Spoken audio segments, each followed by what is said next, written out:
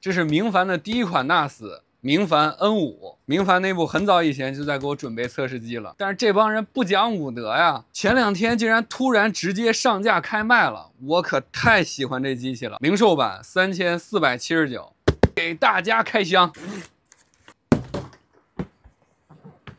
3749，咱们买到的可不是一个传统意义上的 NAS 准系统。传统的 NAS 准系统，第一，没有 NAS 的操作系统。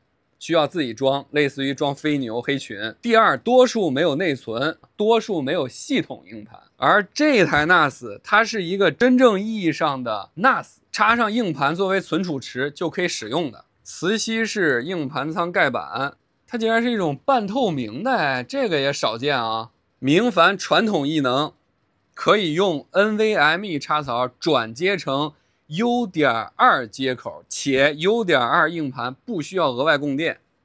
供电接口集成，转接板会额外扩展出一个 NVMe 插槽，同时直接插2块 U.2， 这想象力你就打开了。说明书、保修卡扔，硕大的电源279.3瓦。CNC 金属外壳，这做工。 5盘位，1、2、3、4、5都是机械盘位，白群灰式的免螺丝固定，卡扣连接，兼容2.5英寸硬盘孔位，5个硬盘指示灯，前置雷电4 USB 4接口 ，USB 3.0接口，硕大的散热舱，双散热风扇，我猜一下，双9厘米。哎，你看它这个机器是下计算舱。 上存储舱，这个计算舱是不是有点眼熟？来，跟我来。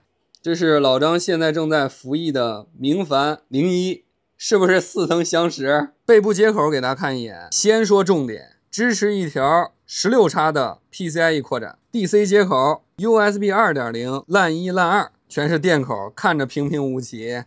LAN 2口万兆码牌主控 ，LAN 1口看似平平无奇。5G 一态网接口。 少见啊！其实就是螃蟹的8126，它相当于是把2个8125给并在一起了。USB 3.0接口 ，HDMI 接口，又一个雷电 USB 4接口，2个可以接显卡的接口了吧？或者可以装硬盘仓哦。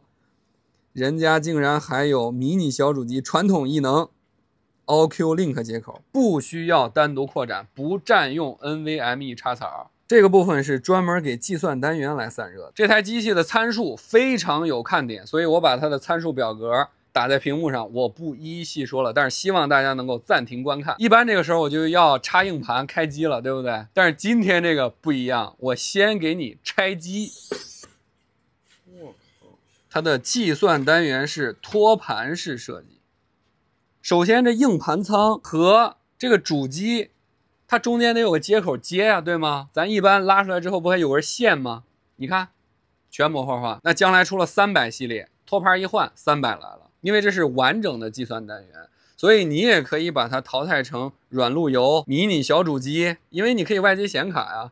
总之就是你想干啥就干啥。然后我多说一句，这个 CPU AMD Ryzen 7 H255，一听好像是最新平台的，对不对 ？AI 系列，对不起，它不是 AI 系列，它其实就是 AMD 上一代的8745H 的马甲版。8745和8845只有睿频差了一点点，没有突破5G。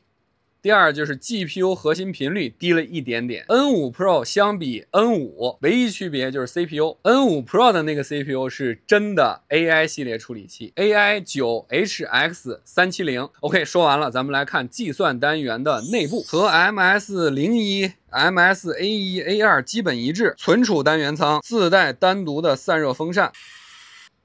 系统 NVMe 预留额外2条 NVMe， 全部都支持22110 U.2 供电转接接口。离谱的是，竟然还内置了一个 USB 3.0的 A 口接口，把这个板子怼进去，然后就可以拓展出2块 U.2 15个 T 乘以2 30多个 T， 企业级人走它都在的固态硬盘，这才是纯固态的玩法。但是这显然是叫固态机械混合存储单元。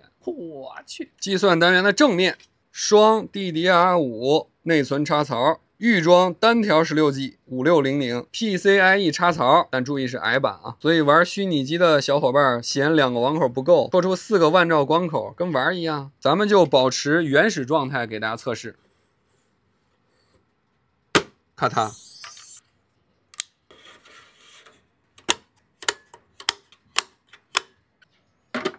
插电。开机，明凡的这个 N5 首先还没有上架它的外部页面端，反而是先上架了软件端的控制程序。现在已经出品了 Windows 版、iOS 版和安卓版。国外的用户狂喜，不需要手机验证，不可以直接用，直接识别出咱们安装的6块硬盘，并且自动忽略了它的系统盘，好评，防止新手误抹除系统数据。咱们还是老习惯啊 ，RAID 5，它的这套软件就像是一个远程桌面一样。咱们的老伙计一般关注几个功能：第一，支持不支持 Docker？ 支持。影视海报墙自动刮消，可以在端播放。你看这边在播放，也可以直接用 HDMI 播放。来，名场面。这个显示屏连的是这台 NAS， 这台 NAS 你完全不能把它摆在你的弱电箱里了，应该摆在你电视的边上。你省了一台高清播放机啊！这拖放滑，丝滑，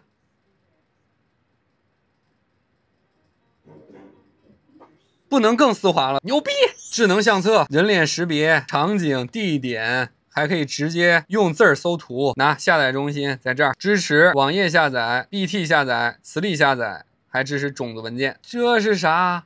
虚拟机？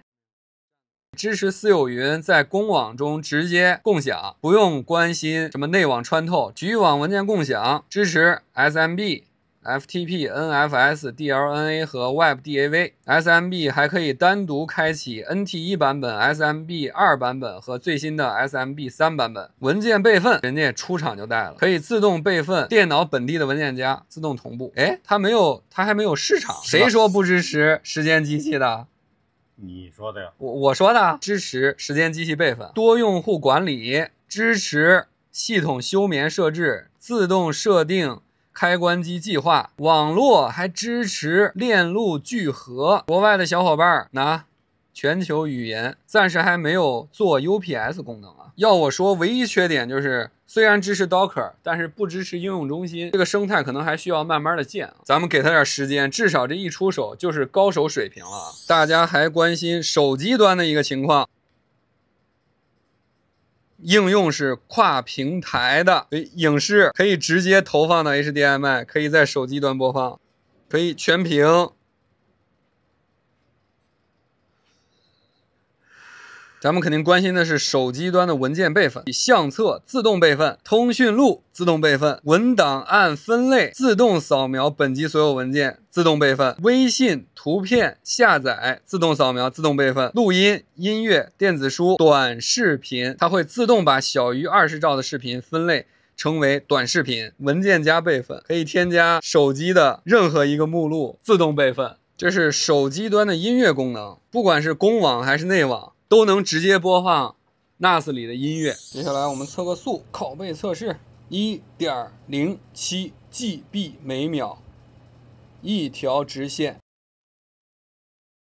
你就说跑得满不满吧。正常运转，5块 16T， 功耗43瓦左右。